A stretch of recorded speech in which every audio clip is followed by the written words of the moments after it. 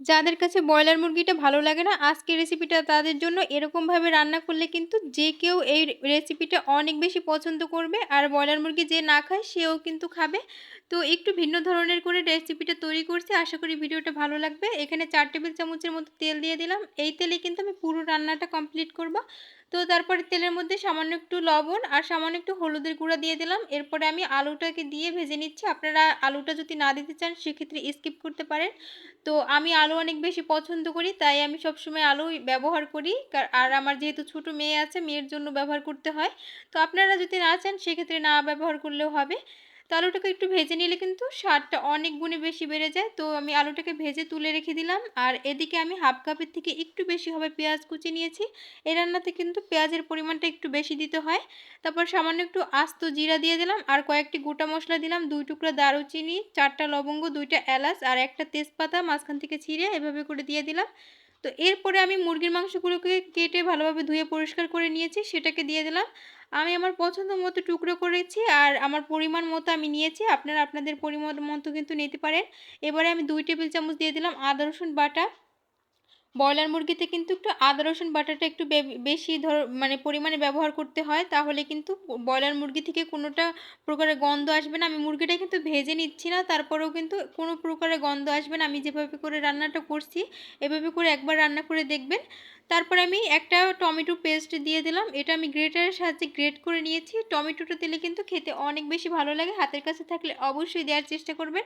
স্বাদ মতো লবণ দিয়ে দিলাম আর হাফ চা চামচ দিয়ে দিলাম হলুদের গুঁড়া।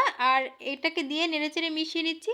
আমি কিন্তু কোনো প্রকার পানি ব্যবহার করছি না। আপনি কিন্তু দেখেই বুঝতে পারছেন। আমি কিন্তু ধাপে ধাপে মশলাগুলোকে অ্যাড করছি আর চিকেনটাকে কষিয়ে নিচ্ছি। এভাবে কষিয়ে রান্না করলে কিন্তু কোনো গন্ধ করবে না। আর চিকেনটা খেতেও কিন্তু অনেক বেশি ভালো লাগবে। তো এটাকে তারপরে আমি ধনিয়ার গুঁড়া দিয়ে দিলাম ১ চা চামচ আর হাফ চা চামচ দিয়ে দিলাম মরিচের গুঁড়া। এগুলোকে দিয়ে মিশিয়ে আমি ১ মিনিটের মতো ঢাকনা দিয়ে রেখেছি। আর এ পর্যায়ে দেখুন চিকেন থেকে কিন্তু অনেকটা পরিমাণে পানি উঠেছে। তো আমি ২ মিনিটের মতো কিন্তু এই পানিতেই কষিয়ে নিব। আর বারবার একটু নাড়াচাড়া করে দিবেন, না হয় কিন্তু নিচে লেগে যাবে। তো আপনারা খেয়াল করেছেন কিন্তু আমি জিরার গুঁড়া ব্যবহার করিনি। এই পর্যায়ে আমি হাফ চা চামচ দিয়ে দিলাম জিরার গুঁড়া আর যে আলুটাকে ভেজে রেখেছিলাম সেই আলুটা দিয়ে দিলাম। তো আমি একটা কলিজাও রেখেছিলাম, ওটা আমার মেয়ের জন্য। এই পর্যায়ে আমি কলিজাটা দিলাম, কারণ এর আগে দিলে কিন্তু এটা গলে যাওয়ার সম্ভাবনা থাকতো। তো সব কিছু দিয়ে একত্রে মিশিয়ে আমি ঢাকনা দিয়ে রেখেছিলাম ১ মিনিটের মতো। ১ মিনিট পরে দেখুন একদম পানিটা শুকিয়ে গেছে আর তেলটাও কিন্তু ছেড়ে দিয়েছে। এই পর্যায়ে আমি সামান্য পরিমাণে একটু পানি দিয়ে দেবো এই মশলাটা আর মাংসটাকে কষানোর জন্য। আমি কিন্তু এখনও কোনো কষানোর জন্য পানি দেইনি। এই পর্যায়ে একটু কষানোর জন্য এই পানিটা দিলাম। তো এরপরে ঢাকনাটা দিয়ে আমি আবারও ২ মিনিটের মতো অপেক্ষা করব। তো এইভাবে করে কষিয়ে কষিয়ে শুধু মুরগির মাংসটা রান্না করে দেখবেন। মানে আপনার প্রশংসা সবাই অবশ্যই করবে। তো এখানে আমি এ পর্যায়ে কিন্তু কষানো হয়ে গেছে আর ঝোলটাও কিন্তু উপরে কিন্তু একদম তেল ভেসে উঠেছে।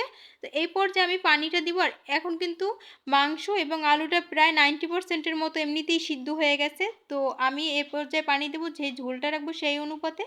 তো আপনারা আপনাদের পছন্দ মতো কেমন ঝোল রাখতে চান সেই অনুপাতে কিন্তু পানিটা ব্যবহার করবেন। তো এরপরে আমি আমার পরিমাণ মতো পানি দিয়ে ঢাকনা দিয়ে দেবো আর কয়েকটি কাঁচামরিচ দিলাম। এটার ফ্লেভারটা কিন্তু খুবই ভালো লাগে। তো একবার দিয়ে দেখতে পারেন। তারপরে ঢাকনা দিয়ে আমি ১০ মিনিটের মতো রান্না করব। প্রথমে আমি মিডিয়াম আঁচে ৫ মিনিট রেখেছিলাম। তারপরে আবার লো আঁচে করে দিয়ে আমি ৫ মিনিট ঢাকনা দিয়ে রেখেছি। আর এই পর্যায়ে কিন্তু রান্নাটা পুরোপুরি কমপ্লিট। সবশেষে আমি ভাজা জিরার গুঁড়া এখানে অ্যাড করব। আর অবশ্যই এখানে ভাজা জিরার গুঁড়া আর গরম মসলা গুঁড়াটা থাকলে ব্যবহার করবেন। তাহলে কিন্তু মানে ঘ্রাণটা অনেক সুন্দর আসবে। তো সবকিছুকে একত্রে মিশিয়ে নিচ্ছি আর রান্নাটা পুরোপুরি কমপ্লিট। এটা কিন্তু ভাত, রুটি, পরোটা আর পোলাও সবকিছুর সাথে কিন্তু পরিবেশন করা যাবে। তো আশা করি ভিডিওটা ভালো লাগছে। প্লিজ ভিডিওটা ভালো লাগলে ভিডিওতে একটা লাইক করে চ্যানেলটি সাবস্ক্রাইব করে রাখবেন।